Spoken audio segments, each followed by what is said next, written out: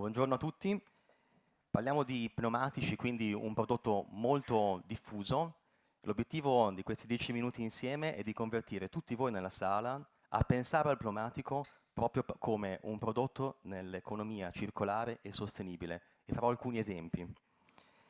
Esempi di utilizzo virtuoso del pneumatico, quindi che lo rendono a livello ambientale sostenibile, ma anche più conveniente a livello economico. Il primo esempio, l'utilizzo del pneumatico fino alla fine del limite legale di usura di 1,6 mm. Ora non so quanti di voi siano attenti a queste cifre, però gli studi in Europa ci dicono che un pneumatico su due sono cambiati quando il battistrada è a circa 3 mm. Ora considerate quando compriamo un'auto nuova, il battistrada può essere tra i 6 e i 7, la legge ci dice che vanno cambiati a 1,6 e sono sicuri per farlo, però noi, cittadini, automobilisti, cambiamo il pneumatico circa a 3 mm, quindi gettiamo via 25-30% di prodotto ogni volta, quindi già vediamo subito lo spreco. Quindi io credo che il motivo principale di questa abitudine sia forse la poca informazione che abbiamo come consumatori e anche su come la performance del pneumatico evolva nel tempo. E forse siamo tutti convinti che il pneumatico nuovo col battistrada nuovo performa al meglio, mentre invece il pneumatico che si usura, soprattutto anche sull'asciutto, performa anche molto meglio a livello di emissioni di CO2 e di utilizzo di benzina o gasolio. Quindi la realtà è molto diversa e per contrastare questa convinzione, direi erronea, ci aiuta la normativa e arriva del 1° luglio in Italia a livello europeo la legge che è la R11704. E che cosa fa questa normativa? Obbliga tutti i pneumatici che vengono immessi nuovi nel mercato non solo ad essere testati sul bagnato quando sono nuovi, ma anche quando sono usurati. E quindi questa nuova normativa che cosa ci darà? Ci darà come consumatori la possibilità di fare delle scelte più consapevoli quando acquistiamo il pneumatico e anche nella decisione di quando andremo a cambiarlo. Quindi dal mio punto di vista ci sono 3 grandi benefici: il rispetto dell'ambiente, il potere di acquisto di noi automobilisti e ovviamente la sicurezza. Quindi questo è il primo blocco che volevo condividere con voi oggi. Un altro esempio di sostenibilità e convenienza è la resistenza al rotolamento. È molto più semplice di quello che possa sembrare dalla terminologia, ma forse non tutti sanno che questa resistenza del pneumatico con l'asfalto è responsabile di circa il 20% dei consumi di un veicolo.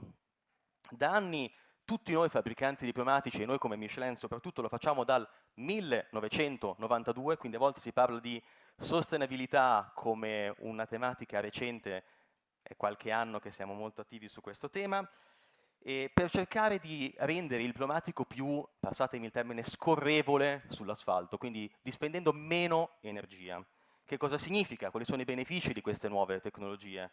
Minor consumo di carburante, minore spesa per gli automobilisti, minori emissioni di CO2 e per tutti quelli che sono amanti dell'elettrico, oggi è una tematica tabù ma trattiamola, aumento di quanto andiamo con la nostra batteria, quindi anche qua grande beneficio soprattutto in questa, anche qua tabù, transizione ecologica. Quindi questi sono 2 esempi, mi concentro sul terzo e ultimo. Che cosa succede quando i pneumatici non possono essere più utilizzati?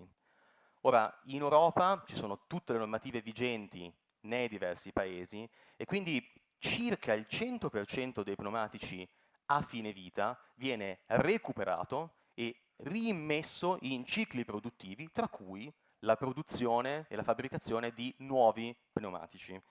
Allora la tecnologia in questo caso si sta sviluppando rapidamente e ci sono dei materiali sempre più interessanti per essere riimmessi nei processi produttivi. Ne cito uno oggi, forse alcuni di voi ne sono a conoscenza, ma è il nero fumo, il carbon black riciclato. Ecco, al posto di utilizzare il carbon black da il processo tradizionale da origine fossile, la tecnologia permette di recuperarlo dalla filiera e rimetterlo come riciclato nel ciclo produttivo. Ora qui la tecnologia è pronta, l'aspetto normativo ancora no, quindi per alcuni paesi, tra cui l'Italia, il carbon black non è ancora considerato come un materiale riciclabile, ma è considerato come fine vita non utilizzabile nel processo produttivo. In Michelin abbiamo presentato 2 prodotti ad alta percentuale di materiale sostenibile, quindi che viene da materiale riciclato o da fonti rinnovabili, uno nel vettura con 45% e uno negli autobus a 58%. Quindi sono veramente convinto che queste percentuali di prodotti sostenibili provenienti da fonti rinnovabili o riciclate entreranno nei processi produttivi, soprattutto del pneumatico, per raggiungere fino il 100%. Ne siamo convinti in Michelin, pensiamo di essere sulla buona strada per chiudere il cerchio. Grazie, grazie Matteo De Tomasi. Aggiungo, a proposito della straordinarietà dell'economia circolare, che io recentemente, senza saperlo, ho cercato di tirare basket su un campo fatto con pneumatici, materia seconda, rinata dai pneumatici. E ha apprezzato. Oh, beh, ho fatto dei canestri pazzeschi. Mi ha aiutato tantissimo. È il rimbalzo che aiutava. Grazie.